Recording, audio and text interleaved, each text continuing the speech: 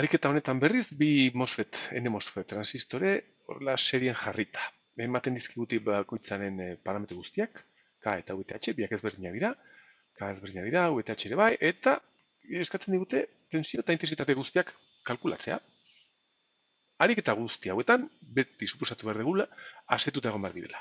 Gehienetan asetuta egon behar direlako. Horrela ezpada, pues bueno, gune omikoan egongo dira ziurrenik, moztuta azkar ikusten da, ez daudela. Ordene, suposatu ditzagun, asetuta daudela, horrela egon behar dira aliketa gehienetan, eta baldintzak betetzen direla, gero azkenean konfirmatuko dugu. Ados. Ordene, hasi getezen, ia, zer gertatzen ari da hemen? Begira, hemen, VG hemen, 2 voltio, VS 0, beraz, hau asetuta, suposatzen badegu, dagola, asetuta biak. Orduen, esan bezala, VGS ezaguna baldin bada, orduen ID kalkulatu dezakegu, ia. ID, ez du jarri bat, ID bat, zeren biena berdina izan behar da. Maila honetan edo adar honetan, ID izan behar da. K bat, hori bai. K bat, zati bi, bider, bere VGS, ken VTH, ber bi, hemen, K bat ezaguna, VG da bi, VS 0, VTH, orduen hemendik zuzenean kalkulatu dezakegu, hau bederatzi miliamper, zati bi, bider, VG bi, ken VS 0, ken VTH bat, hau berbi, eta hemen ateratzen da, zenbat ateratzen da, 0,24 miliamper, 0,24 miliamper, izan behar dugu. Ez, barkatu, 4,5 miliamper, besterik eta begiratzen nengoen. Besterik eta hemen ikusten, 4,5 miliamper. 4,5 miliamper. Hoxe, kalkulatu dugu, asetuta suposatuta, intensitate hori izango genuke. Bale, hau asetuta egon behar da, zeren gogoratzazue D eta G muturra konektatuta dagoenean, baldintza beti berdea. Gero konfirmatuko dugu, baina hala ere, intensitate hau baldin badaukagu hemen ere bai.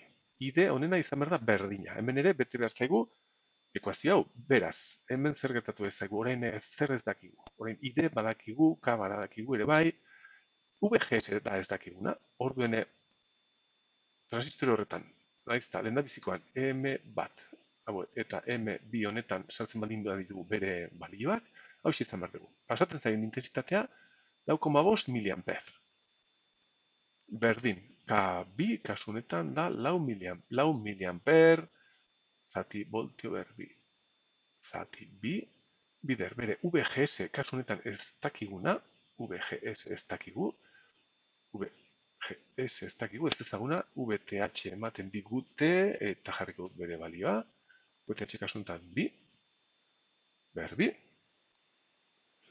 edo bat, ez bat, bai, horrelaxe. Gauza da, ez dakit ondo egin duen, pause egin behar dut. Bai, hori da, bideoa gelditu dut, zeren nire bazpenetan hor jarri dut bat, transistoren balia, baina bida honena, eta kasunetan emaitza, ekuazio honen emaitza kuadratikoa denez, pues bi bali izan behar ditu, direla 0,5 voltio edota 3,5 voltio. Ia, eta zein dan ona? Pues begira, VGS 0,5 baldin bada, moztuta egongo zan, zeren 2 voltio baino gehiago behar dituelako giratzen hasteko.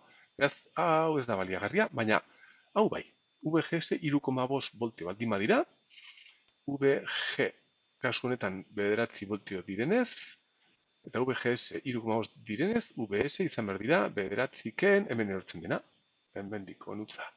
3,5 ditugunez, 9 ken 3,5 berdin, 5,5 voltio. Hau izango zen, 5,5 voltio, VS edo VD honena.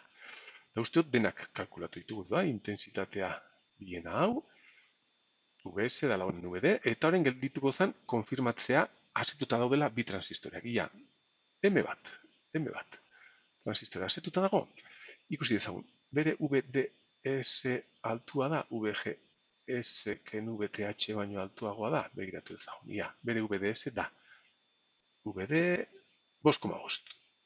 5,5 ken VS 0, altuagoa da bere VGS bi ken VTH bat, ba, ok, betetzen da, hau bai.